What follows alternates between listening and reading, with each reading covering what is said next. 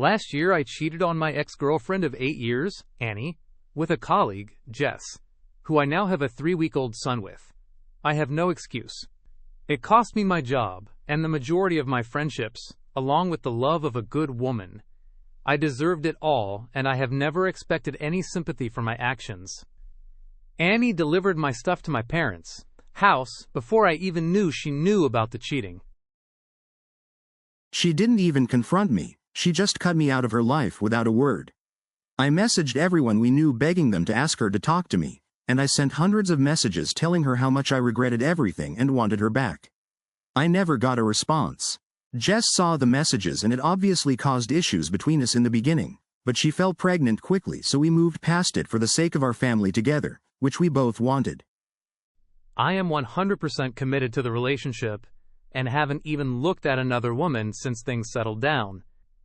In the final stretch of Jess' pregnancy, about a month ago I saw Annie in a shop for the first time since the breakup. She was pretty cold towards me, but said that a few months ago, she found a keychain my granddad got me when I was very young. It's not valuable, but she knows it means a lot to me, and she said I could come collect it the following Saturday morning. I explained that was 6 days after Jess was due to give birth, so I'd probably need to be home. But she just said I could either get it on Saturday or it was going in the bin, so I agreed a time to go over.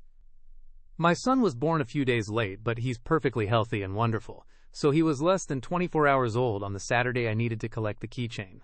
I planned to pop in on the way to the hospital, but when I got to my old house, Annie invited me in to talk about how things ended between us.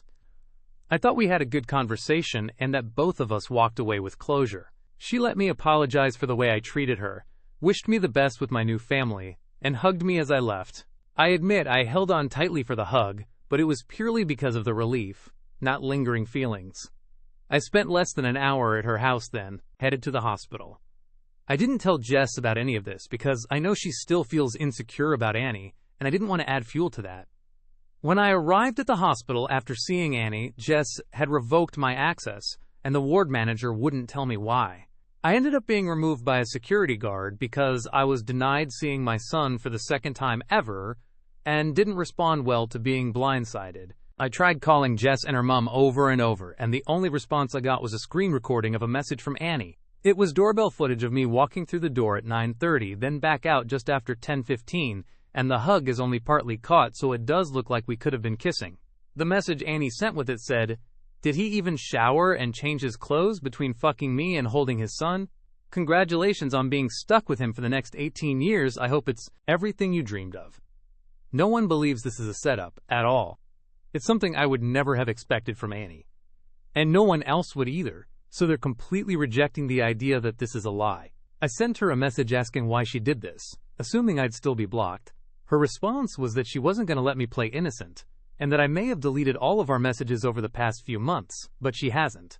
Obviously there are no messages, but she blocked me again straight after, so I have nothing at all to exonerate myself with. She waited in silence for almost a year, then took the most cruel and vindictive revenge she possibly could. I have met my son once, minutes after he was born, and now Jess is refusing any contact with me and won't let me see him.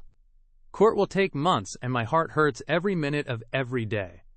I know what I did to Annie was horrible, but I don't deserve this. I have no one to talk to about it, because not even my own mother believes me. Her only question was why I ruined my life with a baby when Annie was willing to reconcile, and that's about the most supportive thing she's said to me since I was dumped. The few friends who stuck with me are assuming the worst too, and it's killing me that not a single person I know sees this for what it is. Everything is ruined.